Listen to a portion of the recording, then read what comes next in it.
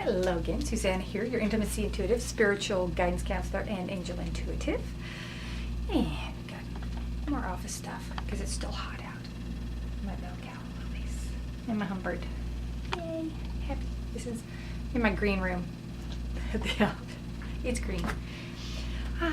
Again, clearing house a little bit, finding stuff I forgot I had. Some beautiful cards. I come in with these ideas of what to talk about, and then it's like, oh wait, there, it just kind of pops right up, and this is perfect. And because today I wanted to talk about acceptance, self-acceptance, and acceptance of others, and appreciation of others and of self, and appreciating each other's differences, because there's a lot of that going around, and that people, you know, who think a little different or see things in a different way, that it's getting a little scary out there, that if you disagree with someone, people just don't want to have a conversation, it seems like, anymore. So the cards that I found, the nature of infinite love and gratitude. Oh, don't we need more of that? And this is by Dr. Darren R. Weissman. The box alone is beautiful. It's got my purples and greens. Beautiful. Yeah, these are fabulous. Fabulous. And then this is perfect. First one is acceptance. And it says, accepting my divine perfection is fundamental to exercising my limitless potential as a spiritual being. I am beautiful and capable of greatness. Look at that again. Look into that flower and repeat after me. And I'm going to say it again. Accepting my divine perfection is fundamental to exercising my limitless potential as a spiritual being. I am beautiful and capable of greatness. Because you are. You are a perfect creation of the divine. Whether you call it God, universe, creator, source, whatever. It's like, you're perfect. I mean, we're human, so we're imperfect, but we're perfectly imperfect. I love saying it that way. It's like we all have flaws, but that's what makes it perfect. That's what makes it so great. That's what makes the universe work. If everyone was the same, it would be so flippin' boring, and it would be monotonous and predictable.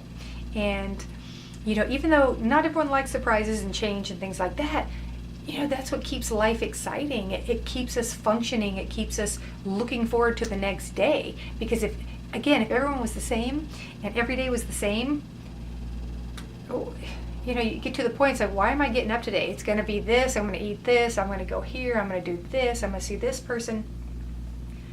It's like, that's why we have different people in our lives and different experiences, so that we can completely embrace this human experience while we're here on this planet, and embrace it and have this roller coaster. You know, a lot of people, again, I'll repeat this, if you've seen more of my videos, you know, I say this quite often. So many people think that the earth realm is a school for our spiritual selves. I have been shown and told that it's more like an amusement park. It's supposed to be fun. We're supposed to be here to enjoy and embrace this experience and the emotion that we feel here, because when we're on the other side, when we're one with God, everything's hunky-dory and everything's beautiful and easy and peaceful and pure love. Here, that's the little secret. We're supposed to get back to that. We're supposed to find that feeling and that sense of pure love again, and joy, and find that in others and help others find that as well, and to connect to their spiritual source energy and connection, what I call the God spark, that part of us that is connected to our Creator, that comes through, because we are all one. And as I was saying before, in the environment that's out there today, what you see in the news and stuff like that, you think, oh my God, everybody hates everybody and it's chaos, and which, you know, some places it is, sadly, but it's, you know, I think, and they second this, is that, you know, so many people, although technology can be wonderful, you know, our cell phones are great, Facebook is great, YouTube's great, computers are great, and it makes it easier to communicate with people. We can communicate with people all over the world. It's pretty miraculous, right? If you think about it, click a few little buttons and you're looking at people, you're watching this video. This video can go all over the world because it's on the computer, and all people have to do is find it or share it or whatever. But where the downside, we will say, comes in is when people forget to connect one-to-one or human to human, energy to energy, spiritual energy to spiritual energy, instead of just the radio waves going through the air and the EMFs going through the air and just through interacting with a keyboard on a screen. We're forgetting the human connection. So if you've noticed a little bit of escalation in rage and anger and violence and frustration out there, it's the lack of human connection. It's in our nature, it's in our spiritual nature and our human nature to connect with others. It's like we don't have to be around people all the time, we don't have to be super social butterflies, but we need true interaction and connection. And we're not getting that through technology. It helps to find people, but we're not truly connecting. It's like skimming the page, it's like the Cliff Notes, it's like we're not really getting very deep. Because if you think about it, you see some of the things you're seeing on the news, it's, this all builds up people's lack of attention, lack of sharing affection and attention, and then it all blows up into a mob mentality and rage.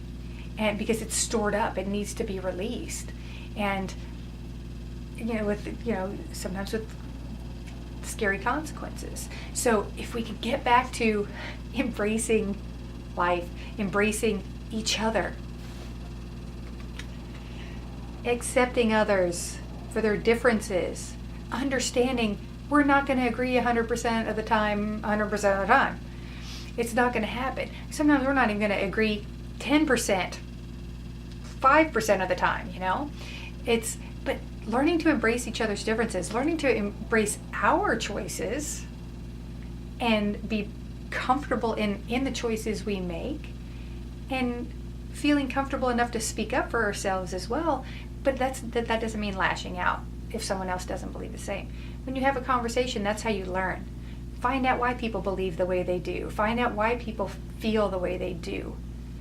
Maybe it'll change your opinion, maybe it won't. But it gives at least you understand where someone's coming from. And they should return the favor, and you can explain that as well. Because communication is the key to making life work in this realm. Communication and love and acceptance and appreciation.